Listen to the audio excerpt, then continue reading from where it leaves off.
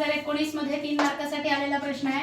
What would be the value of G on the surface of the earth if it mass was twice and its radius half of what it is now.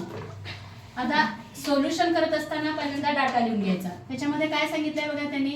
What would be the value of G म्हणजे acceleration, मराठीमध्ये त्वरण, त्वरणाची किंमत आपल्याला काढायची आहे. आणि त्याच्यामध्ये त्यांनी सांगितलंय की मास वॉज ट्वाइस, मास ट्वाइस आहे म्हणजे m2 हे m1 च्या डबल आहे म्हणून इथे लिहून घेतलं. हे ट्वाइस म्हणून 2m1 आणि रेडियस जी आहे आणि it's radius half, radius half आहे म्हणजे r2 is equal to r1/2.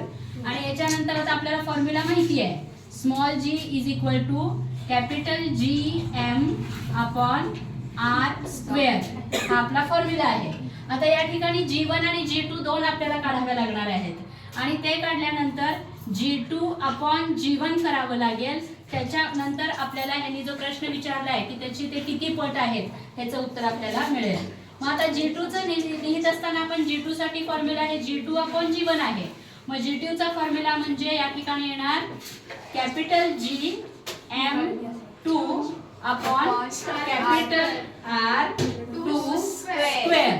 आणि इथं हे भागिले आहे म्हणजे आपण त्याला रेसिप्रोकल करतो, गुणिले करतो. भागिलेचं चिन्ह गुणिले द्यायचं आणि ह्याच्या अपोजिट म्हणजे खाली हे सूत्र फक्त खालचा भाग वरती आणि वरचा भाग खाली रेसिप्रोकल करून लिहून घ्यायचं. म्हणजे या ठिकाणी हा भाग खाली येणार GM1 आणि वरती येणार R2 स्क्वेअर, R1 स्क्वेअर. इथं M1 ला R1 येणार. आणि आता त्याच्या किमती घालायच्या.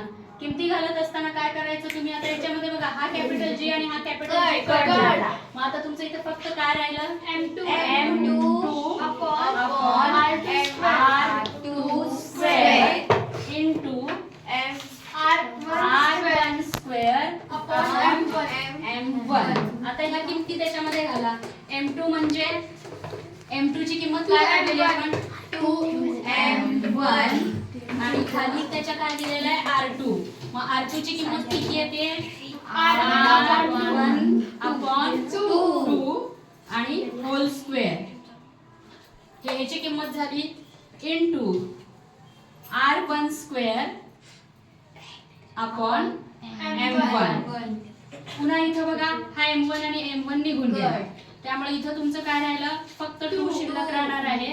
आणि हे 2 अपॉन 1 आलं इनटू हा वरती काय राहिलं इथं R1 स्क्वेअर अपॉन 1 आणि इनटू हे परत रेसिप्रोकल होऊन वरती येईल इथे येईल 2 अपॉन R2 चा. एक मिनिट, इथं 2 चा स्क्वेअर करून घ्यायचा. स्क्वेअर सोडवून घेऊया. मग स्क्वेअर सोडवल्यानंतर इथं R1 चा पण स्क्वेअर होणार आणि खालच्या ह्या 2 चा पण स्क्वेअर होणार. मग 2 चा स्क्वेअर झाला 4 आणि R1 चा स्क्वेअर झाला R1 स्क्वेअर. पुन्हा इथं R1 स्क्वेअर आणि R1 स्क्वेअर झाले आणि वरती फक्त संख्या राहिल्या 2 × 4 म्हणजे त्याचं उत्तर आलं 8. आणि अशा पद्धतीने हे सोल्युशन कंप्लीट झालं. हे जे आपण 8 काढलेलं आहे शेवटी उत्तर लिहित असताना असं लिहायचं 10 आणि इथून पुढे लिहून घ्या answer. The value of G on the surface of the earth is 8 times. त्याच्या पुढचं पुसून टाका. It 8 times of its mass. हे आन्सर येणार त्याचा. Of the earth is 8 times असं त्याचा आन्सर.